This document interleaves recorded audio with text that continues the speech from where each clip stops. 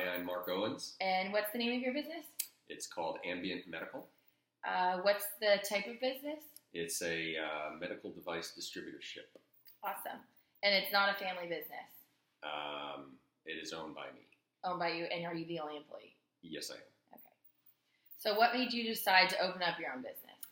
I had been in the medical device industry for about 25 years and had gotten to a point where I wanted to go out on my own and try being my own boss and being my own distributor. I had made some contacts and had some opportunities, and so I decided to do that.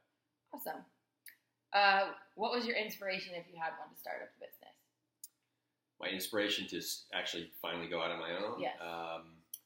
Probably feeling that I could make some better decisions, and some of the people that I had worked with, I saw a better way and thought I would do it on my own. Okay.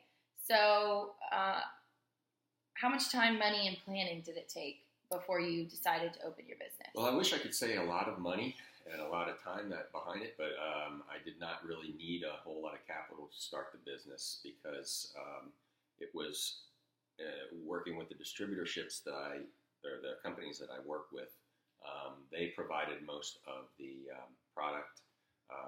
There was some that I had to purchase on my own to have a little bit of inventory, but other than that, it was pretty much I was a representative of their products, but more like a distributorship, if you will, but didn't have to have any capital outlay to inventory any of their products.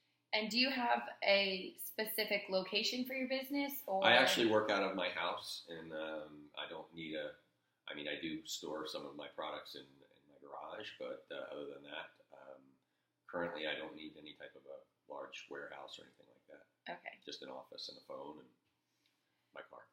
So did you obtain a startup capital or just kind of start on your own? Well, I had some of my own. I didn't have to obtain any. I used my own money to finance whatever I had to do to start the business. Awesome. Do you advertise or promote your business anywhere?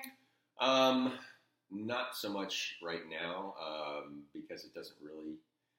The companies that I work with do advertise, so in that regard, I don't have to put any type of capital outlay in advertising or marketing. As far as my business itself, it's more of a promotional thing and contacts that I've had through the years that I use to help promote my business, people that know me. And I work with,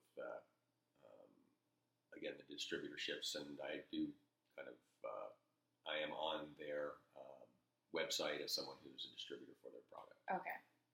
So you kind of use them as your... Exactly. So you don't have any other employees? No, just me. Do you right find now. that hard? Yes, but right now, in the way my business is run, it's not. Obviously, if I were to hire anybody right now, it would be more probably in a partnership type of thing than actually an employee. Okay. So whereabout do you sell your products? Pretty much throughout the state of Florida. Okay. So how has owning this business impacted your family? Well, it's obviously whenever you make a leap of faith to try something different, it's puts a little hardship on the family, especially when you're used to having a larger income, and all of a sudden you're kind of starting from scratch. Luckily, I have a wife who is very understanding and also has a good position of her own. Good. So take me through kind of day-to-day work with your company. I do a lot of prospecting. Using a lot of my contacts from my previous jobs that I had in the industry. And also from information provided to me by the different companies that I work through. If they have someone that they is interested that they know about, I follow up on that. A lot of it is done just on my own, going around and calling on people that I know and calling on companies that I know. Awesome.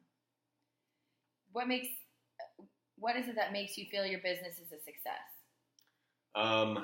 Well, right now it's not a huge success, but but it's the sales as you see a slow incremental increase in sales, and that kind of points you, it shows you pointing in the right direction. What has probably been one of the hardest things of opening your business? The unknown, I would think, and taking a leap of faith, I would say, and just starting. You have some information on what you want to do, but you really have to learn as you go. Right. A lot of it. And how long has your business been open? Just 2 years. 2 years. So if you had to say like a bad experience you've had with opening, what would you say it would be the worst experience you've had? Opening the business? Starting and opening your own. Well, in my particular case, I had a gentleman who was going to be a partner of mine, and so when I was starting to look into doing the business, he and I had to put together a type of a plan on how we were gonna operate the business, on the different contacts that we would share, and just kind of be able to cover a larger territory, two of us together to work together. But he backed out right at the last moment, so then I had to kind of do it on my own. Okay. So, since you don't have any employees, do you find that that's harder or easier for you? Well, obviously it's a lot harder because everything falls on me to do. But at this stage, that's kind of the way I want it. It's not to say that I wouldn't be interested in bringing people on, but it would be more of a independent type of employee. It's more of a partnership type thing that they would be working with me instead of for me. Okay. So if you could change one thing about the way you do operate your business, what would you change? Probably I would like to have a wider variety of product availability. Okay. How many products do you have currently? 4 right now. 4. Okay. Yeah. Well, actually 4 companies. Within those companies, there's a lot more products, but I'd like to expand a little bit more than that. Okay. So what's some advice you can give someone starting out and opening their own business? Do your homework. Understand that the costs that you budget, I would add another 30% on top of that.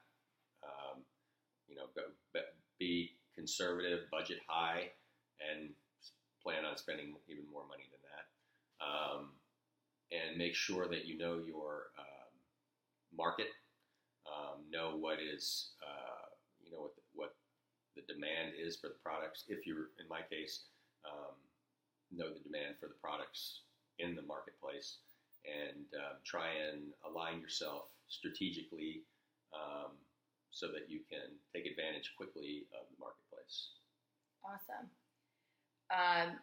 So if there's one thing you could say is the best part of owning your own business and kind of working for yourself, would it be the independence or the money, or what would it be? Well, the decision making is all my own, so I am not beholden to, for the most part, although because I am a distributorship, I am somehow beholden to the companies I work with. But as far as making decisions on where I want to expand my business or how I'd like to expand my business, it all falls on me. And being small, you can make changes much quicker than in a large corporation. If the market changes, you can change very quickly. For example, if I saw a new product that I thought had a good future in the marketplace, I could make a very quick approach to those types of companies to see if they would be interested in me carrying the product. If I worked for a company who only had one product, the time that it would take if there was a new hot type of product in the marketplace, the time it would take for this company to come up with that product, it would be no longer a hot product. Okay. And you would be behind, fall behind. Well, thank you for letting me interview you. Is there anything else you'd like to tell about your business or owning a small business? Just that, again, before you go out on your own, make sure that you know your marketplace and that you have a strategic plan and you've tried to foresee all the problems, understanding that there's always going to be problems that you're not going to be able to fix, but try and anticipate the problems so that when you come up against them, you're not surprised.